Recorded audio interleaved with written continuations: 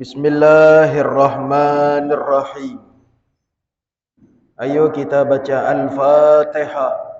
Kita tunjukkan pahalanya kepada junjungan kita Nabi besar Muhammad sallallahu alaihi wasallam, kepada keluarganya, kerabatnya, ibu, bapa kita, guru-guru kita, pengarang kitab ini, waliman ammar hadal majlis, wabil khusus Sayyidil Walid Al-Habib Naufal bin Muhammad bin Agil bin Usman bin Yahya.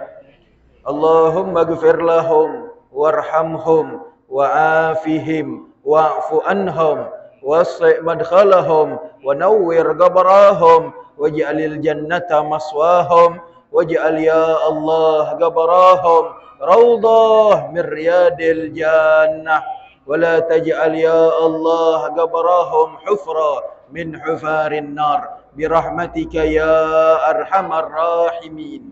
الفاتحة على هذه النية وعلى كل نية صالحة جامعة ونافعة وإلى حضرة النبي مصطفى محمد صلى الله عليه وسلم بسر الفاتحة.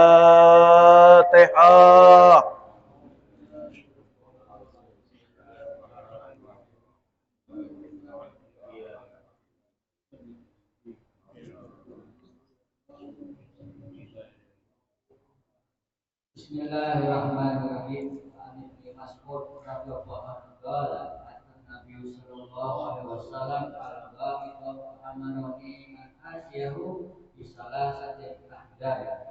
Fawajadtuhu hajaraini wa lam ahdina salisan ataituhu bi rasati wa akhadahuma wa alqa qala innaha iksud akhrajal Bukhari wa jada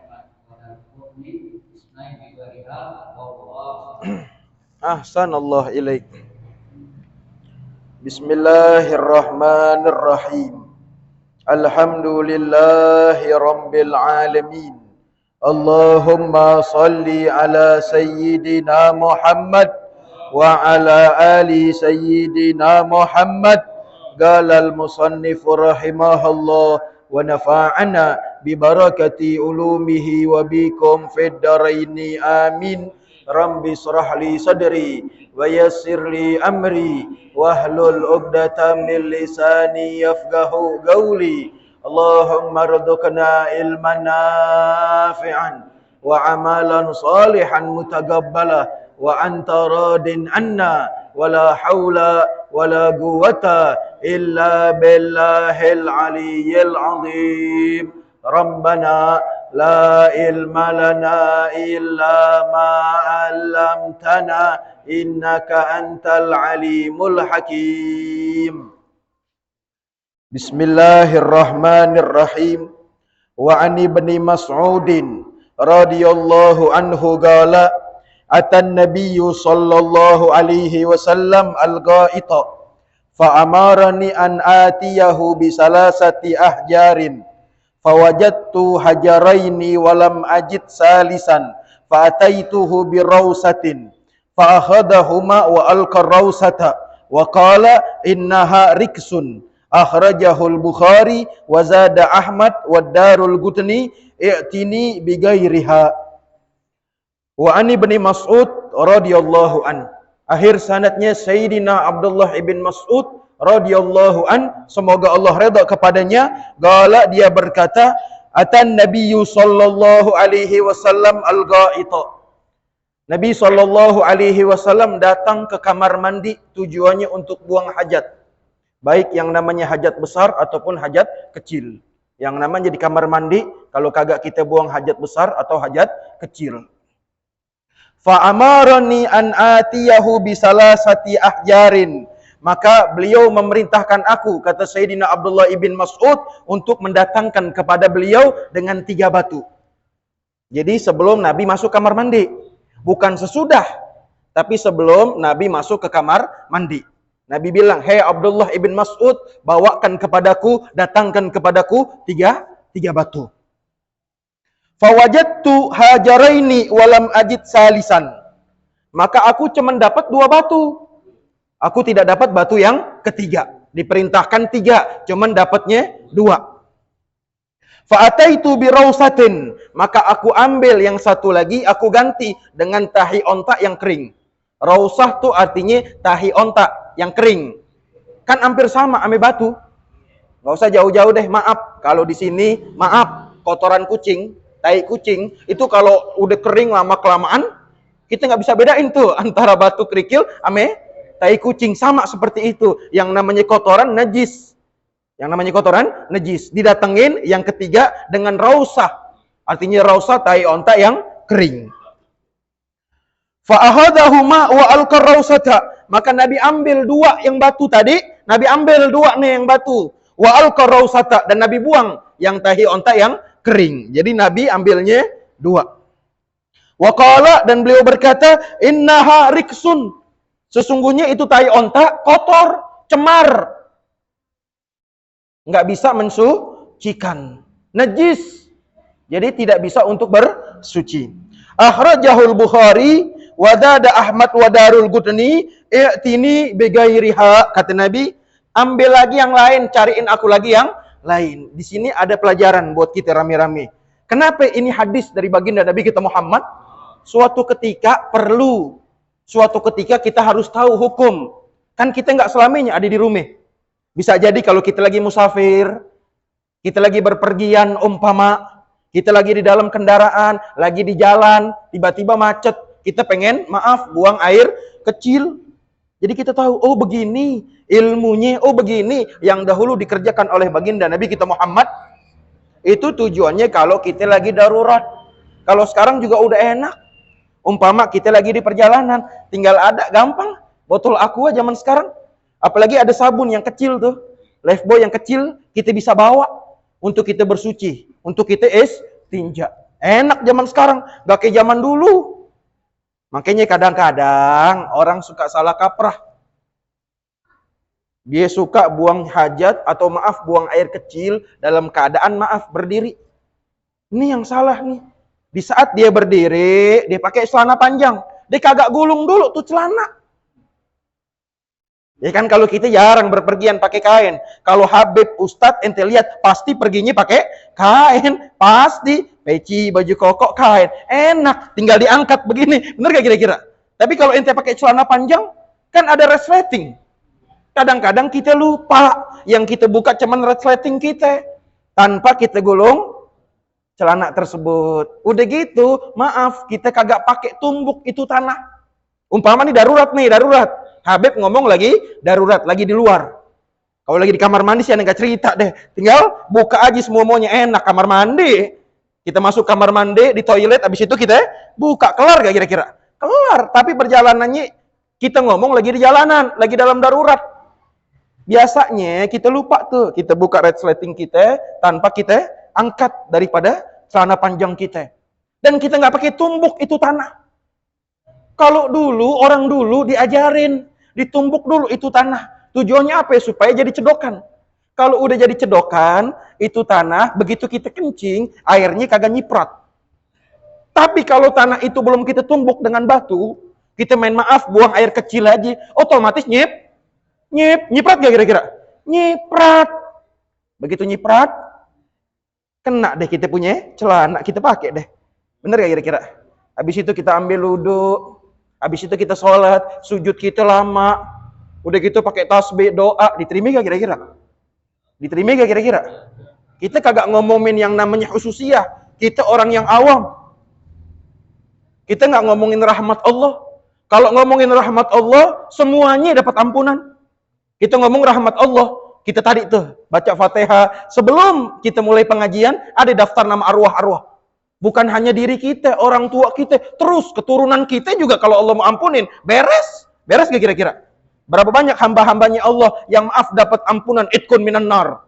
Pembebasan daripada api neraka. Sebabnya kecil. Kalau Allah mau berkehendak. Ini kita ngomongin secara umum. Kita nih orang awam, orang biasa, syariat kita jalanin. Kita jangan pakai ngomong makrifat. Udah gitu jangan pakai ngomong hakul yakin. Ini kan kadang-kadang, oh aneh yakin aja beb. Orang kalau terlalu yakin, biasanya gampangin dosa. Hakul, karena kita bukan sampai derajat kita di hakul yakin.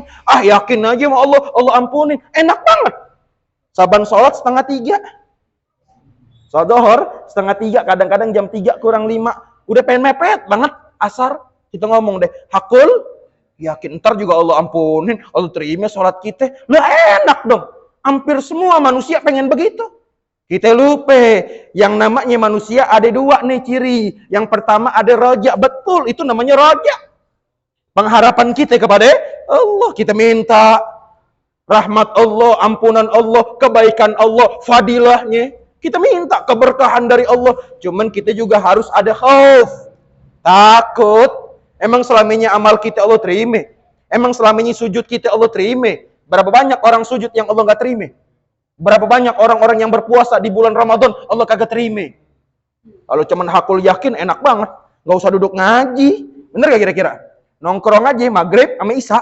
Orang dulu ikhtiarnya ngaji. Orang dulu cari keberkahan duduk ngaji. Kalau orang sekarang nongkrong di tukang kopi. Bener gak kira-kira? Sambil ngerokok, sambil ngopi. Allah Maha Pengampun. Kan gue udah jalanin kewajiban. Kan gue udah sholat maghrib berjamaah. Habis itu tinggal ngopi sama ngerokok. Udut dulu. Paul namanya. Tuh, kadang-kadang kita rojaknya doang. Khaufnya kagak. Kan kita perlu juga rasa takut. Emang ente kira maaf masuk dalam kubur begitu aja? Cuma ditanya, man rabbuka, wa ma nabiyuka, wa ma ihwanuka, wa ma dinuka, wa ma kiblatuka. Lah enak. Kalau cuma begitu doang, enak. Catat aja itu sebelum meninggal, catat. Man rabbuka Allahu rabbi, wa man nabiyuka Muhammad nabi. Nanti begitu kita mau meninggal, kita wasiatin sama anak kita, sama istri kita. Kalau seandainya kata ayah meninggal, abah meninggal, taruh ini kertas di bawah daripada kain kafan. Kenapa? Jawaban nanti buat dikubur. Aku juga mau begitu. Paham gak kira-kira? Lah enak kalau seandainya kata kita masuk dalam kubur yang ditanya cuman itu. Lah enak. Karena kita gak tahu. Karena kita tahu yang namanya alam kubur segitu doang. Kita tahu ilmu kubur masuk ke dalam kubur cuman sedikit. Kenapa? Karena kita tahu ilmunya sedikit. Nanti kita bakal dibangkit, nanti kita bakal ditimbang, nanti kita bakal hisab, nanti kita bakal berjumpa dengan Allah, dengan baginda Nabi kita Muhammad. Padahal luas itu ilmu. Ada kehidupan di dalam kubur, kita gak tahu. Ada kenikmatan di dalam kubur, kita gak tahu. Roh kita bisa berjumpa dengan orang-orang mulia, orang-orang baik di saat kita udah masuk ke dalam. Karena kita kagak tahu. Yang kita tahu, masuk kubur, habis begitu aja udah. Kayak kuburan kucing, bener gak kira-kira? Nggak pakai ditalkin lagi, nggak ada doa lagi, udah habis deh, nangis di kuburan dong. Bapak mati, ibu mati nangis. Habis itu modal 5.000, 10.000, beli deh kembang, mawar, sama air mawar kan goceng. Habis itu plastik deh, kembang, kan ada tuh yang udah dibungkusin tuh, nangis kita pelukin, habis itu kita pulang, habis begitu aja udah, habis begitu aja. Enggak ada doa, enggak ada istighfar, enggak ada khatmul Quran, kagak ada acara haul. Yang namanya haul, peringatan haul, orang kalau bikinin orang haul berarti menunjukkan itu orang baik, begitu aja udah. Enggak ada istilahnya orang jahat dibikinin haul, enggak ada. Pernah dengar enggak haul Abu Jahal? Pernah dengar enggak kira-kira? Inti umur nih berapa tahun? 60 tahun, 70 tahun. Pernah dengar enggak haul Abu Jahal? Haulnya Abu Lahab. Pernah dengar enggak kira-kira? Hampir kebanyakan orang yang dibikin haul orang baik. Tujuannya apa? Mengingat jasa kebaikan mereka dulu masih hidup di alam. Paham gak kira-kira? Jelas maksudnya? Kayak begini nih, umpama kita lagi darurat. Ya yang namanya darurat kan gak selamanya kita di rumah. Ada kalanya kita lagi di perjalanan, ini perlu. Cuman zaman sekarang udah enak banget. Kita tinggal pakai aqua, udah gitu maaf kembali lagi. Kita bisa yang namanya ada sabun cair, udah enak. Apalagi zaman sekarang toiletnya udah bisa besar. Udah enak-enak, nggak kayak zaman dulu. Kalau sekarang kan udah enak, udah lancar semuanya, udah bagus semuanya. Bener gak kira-kira? Udah wangi. Coba zaman dulu, yang namanya toilet pinggir umum, bayar 2.000. Ada tulisan toilet umum, bayar di sini 2.000. Begitu ente masuk, satu kotor, kedua, coba ente masuk toilet yang namanya mall, beda. Bener gak kira-kira? Wangi, bersih, udah enak. Lebih safety kita. Ketimbang di jalanan. Ini yang dimaksud adalah tadi tuh di saat kita lagi uzur. Apalagi yang bisa kita dapat dari hadis tersebut? Yang akhir sanadnya Sayyidina Abdullah bin Mas'ud. Yang kedua di sini kita bisa ambil fa amarani an atiyahu bisalasati asjarin. Artinya hikmatnya kita sama seorang guru, hikmatnya kita seorang anak kepada kedua orang tua. Nih pelajaran yang kedua nih. Nabi suruh aku. Berarti kan dia ngelayani Nabi. Iya dong? Ente punya orang tua, pantas gak kira-kira orang tua ente dilayanin? Ini kan kadang-kadang anak minta haknya mulu. Minta hak, minta duit, minta kerjaan, minta kontrakan, minta rumah, minta mobil, minta motor baru. Tapi kewajibannya udah dijalanin apa belum? Salah lagi Habib ngomong. Emang kadang-kadang berat kalau ngomong ya. Ngomong, namanya juga ngomong. Tuh Habib nggak ada saringan. Bu elah, ya bener. Aneh ngomong walaupun maaf agak kasar. Atau maaf kadang menyindir. Tapi kalau ente pelajari omongan aneh, ente resepin pasti betul. Kita anak. Kita punya orang tua. Yang kita minta kebanyakan apa? Apa yang kita minta? Minta duit, minta motor baru, minta rumah, begitu kawin, minta kawin, pengen kawin, minta kawin. Modal gak kira-kira? Kagak. Yang modalin orang tua. Ngontrak, pengen mandiri. Bulanan yang bayarin orang tua. Pakai listrik. Listrik di rumah belum bayar, pakai minta sama orang tua. Kita minta mulu. Oh, babe punya warisan, babe kita punya warisan nih, kontrakan. Gak banyak-banyak, 10 pintu. 1 pintu cetio, kalau 10? Adem gak kira-kira? Adem gak kira-kira? Adem, kita minta kontrakannya. Abah, ayah, bapak, minta dong 1, dikasih 1. Enak gak kira-kira? Tuh anak tuh, kita lupa. Cuman hanya bisa nuntut hak kita. Tanpa kita jalanin kewajiban kita. Apa kewajiban kita? Ihsana. Berbakti sama orang tua. Berkata bagus, berkata baik, lemah lembut, sopan santun sama orang tua. Kita lupa. Cium tangannya, layanin dia, senengin dia, perhatikan dia, bahagiakan dia. Kita lupa. Apalagi kalau orang tuanya udah tua. Beda deh tuh. Kadang-kadang orang yang sudah tua pengen perhatian lebih dari anak. Tanpa kita sadarin. Yang bisa kita minta duit. Minta duit. Ya motor nih, motor. Udah 3 bulan belum bayar. Ambon udah datang ke rumah. Tahu gak Ambon? Motor, kredit, 3 bulan belum bayar. Rumah saban hari dicariin Ambon. Diketok-ketok Ambon mulu, 3 bulan. Yang begitu yang kita ngadu. Kali gitu. Habis di saat maaf dulu. Sebelum kita nikah, kita belum bisa nyenengin, bahagiain orang tua. Kali nih gitu nih. Habis nikah kali gitu. Kita senengin orang tua kita. Beliin hadiah, senengin orang tua kita. Kita tahu nih kedoyanannya apa? Beliin. Kagak. Datang ke rumah, minjem duit. Bener gak kira-kira? Tuh yang kadang-kadang pelajaran di sini kita lupa. Cuman hanya bisa nuntut hak. Nuntut. Minta ini, minta itu. Tanpa kita menjalani kewajiban. Yang kedua, di sini pelajaran begitu juga. Seorang murid dengan guru. Lihat, baginda Nabi SAW perintahkan. Sayyidina Abdullah bin Mas'ud, sahabat juga, muridnya baginda Nabi kita Muhammad juga, khadamnya baginda Nabi kita Muhammad. Kadang-kadang bagaimana kita sama guru kita? Bagaimana perasaan kita sama guru kita? Oh, kalau depan guru senyum belakang? Ada kira-kira begini? Mana orangnya? Bukan di sini, emang aneh ngomong di sini? Kagak, di luar. Kita ngaji sama guru kita, depan Habib senyum, Ustadz senyum, belakang? Wah tuh Habib kalau ngajar, Isa dia budek kali itu. Isa masih ngoceh mulu. Padahal udah. Aneh mau nanya, yang namanya guru budek apa kagak? Emang ada syarat gitu? Syarat jadi kiai, syarat jadi Habib, syarat jadi ustadz. Kalau mau ngajar di musola, di masjid kudu budek. Ada gak kira-kira? Salah lagi. Umpama nih, kan zaman sekarang enak digital. Ya gak? Berarti menunjukkan waktu Isa. Waktu Habib budak, udah Isa. Habib juga tahu, itu Ustadz juga tahu, itu Kiai juga tahu. Kita ngaji yang kita liatin jam tangan mulu. La haula wala quwata. Pertanyaannya seperti itu. Sudahkah kita jalankan hak kita sebagai laku murid kepada Guru baru nuntut hak, baru minta kasih sayang dari guru, perhatian dari guru, baru minta dari guru, doa dari guru. Tanpa kita sadarin, kalau kita berhubungan baik, artinya maaf, berhubungan di sini bukan berarti habis ngaji kelar begitu aja. Kan ada orang yang maaf, ngaji di mana-mana, bukan di sini. Tolong jangan tersinggung atau tersindir. Makanya sekali lagi Habib ngomong, berkali-kali aneh ngomong, sampai kapanpun orang Betawi nggak bakal jadi wali. Sampai kapanpun. Kenapa, Beb? Kok orang Betawi nggak bisa jadi wali? Cuman satu penyakitnya, gede ambek, begitu doang. Ya habis baper, ngambek. Habis itu dia merasa tersindir sama omongan guru, kagak ngaji lagi, putus kebaikan.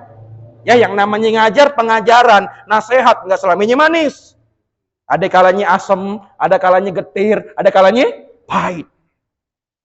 Di saat itu murid udah ada hati gurunya, artinya di dalam hati guru itu udah ada nama murid, tanpa ente sadarin, dia tahajud, dia bangun malam, dia lagi sujud, dia minta. Supaya apa? Ini muridnya jadi orang yang sukses, orang yang bahagia, orang yang berkah. Kita nggak tahu kita bisa berkah seperti ini. Di belakang itu semua bukan gara-gara kita. Ada orang tua kita yang doain kita. Dia bangun sebelum subuh, kita nggak tahu. Kita masih ngorok. Anak ngorok. Bapak, ibu udah bangun jam 3. Disujud sama Allah, doain. Supaya jadi anaknya anak yang bakti, anak yang barokah, anak yang sukses. Kita kagak tahu. Gurunya bangun tengah malam, didoain, disebutin nama muridnya. Supaya Allah jaga, Allah lindungi, ilmunya manfaat. Sekarang kita jadi orang. Sekarang kita bisa ngajar. Punya murid, dihormatin orang. Sayyidina Abdullah bin Abbas radhiyallahu anhu ardo, beliau berkata, "Zaliltu taliban fa'aziztu matluban." Aku hina di saat aku nuntut ilmu. Ya otomatis disuruh sama guru. Beliin gue ini.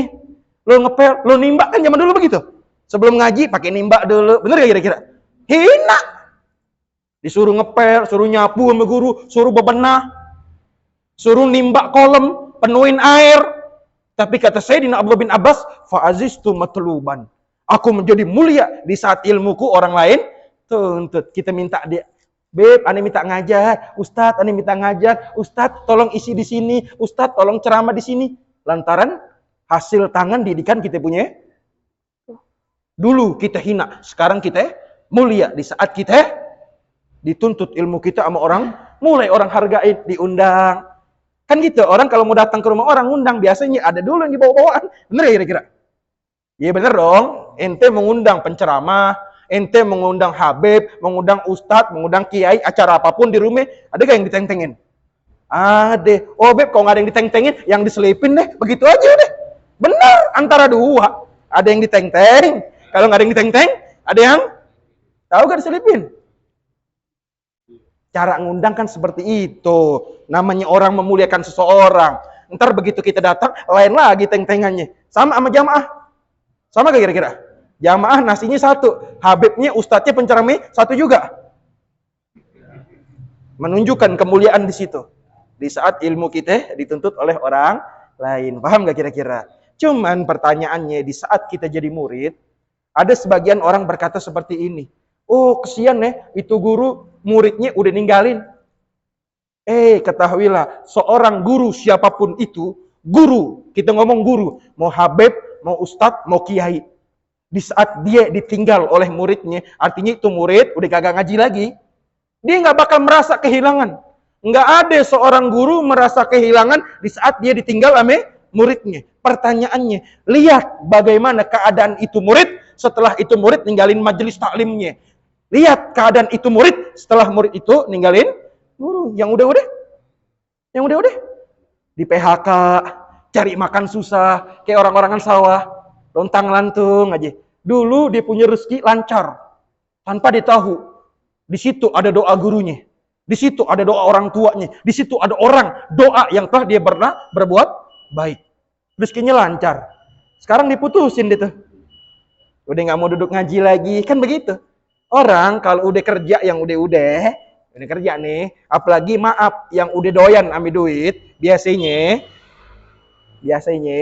udah kagak duduk di majelis taklim dulu, lagi nganggur, duduk di pojokan, rajin cium tangan sama habibnya, cium tangan sama ustadznya, cium tangan sama kiainya, doain beb, doain ustadz, doain guru supaya punya kerjaan, supaya punya motor. Kan enak guru, kan enak Habib, kan enak ustadz kalau punya motor. Kalau bisa yang NMAX guru. Boy, yang NMAX, yang bisa selonjoran guru. Yang bisa selonjoran. Jadi majelis ini nyampe guru, mau ziarah nyampe, mau silaturahmi, doain nama gurunya, tembus NMAX baru 2022 turun. Ngaji lagi ya kira-kira? Ngaji lagi ya kira-kira? Ngaji lagi ya kira-kira? Lihat, setahun, 2 tahun, 3 tahun, itu NMAX berubah jadi Supra. Ente bayangin aja, NMAX bisa berubah jadi Supra. Tanpa kita sadarin seperti itu. Paham gak kira-kira? Ini ada 2 pelajaran yang kita bisa ambil. Udah Isa kebanyakan, munte, wallahu a'lam bissawab. Mudah-mudahan sedikit jadi ilmu yang nafi'. Allah kasih kita pemahaman yang benar. Kalau kita mati, Allah matikan kita dalam keadaan husnul. Al-Fatihah ala hadihin niyah wa ala kulli niyah salihah jami'ah wa nafi'ah wa ila hadratin Nabi Mustafa Muhammadin sallallahu alaihi wasallam bisirril Fatihah. Ustaz Yusuf.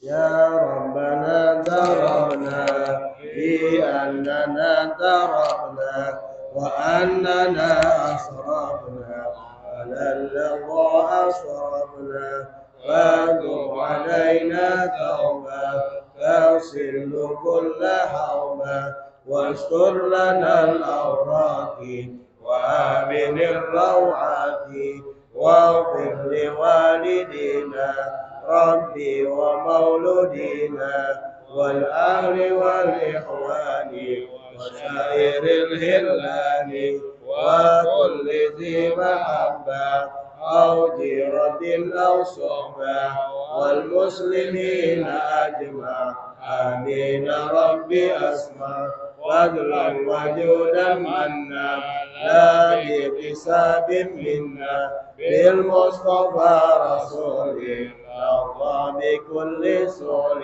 صلى وسلم ربي عليه أدى العبد وآله وصحبه إلى تخصيص صحبه والحمد لله بالبدء والتلاهي حمدا كثيرا دائما محبة النبي برحمتك يا ارحم الراحمين ارحمنا يا ارحم الراحمين آمين يا ارحم الراحمين ارحمنا اللهم بحق الفاتحه وبشر الفاتحه وبكرامة الفاتحه وبشرف الفاتحه وبمعجزة الفاتحه وببركة الفاتحه آمين يا فرج الهم يا كاشف الغم يا من لعبده يغفر ويرحم دعوا بها سبحانك اللهم وتحية بها السلام واخر دعواهم الحمد لله رب العالمين.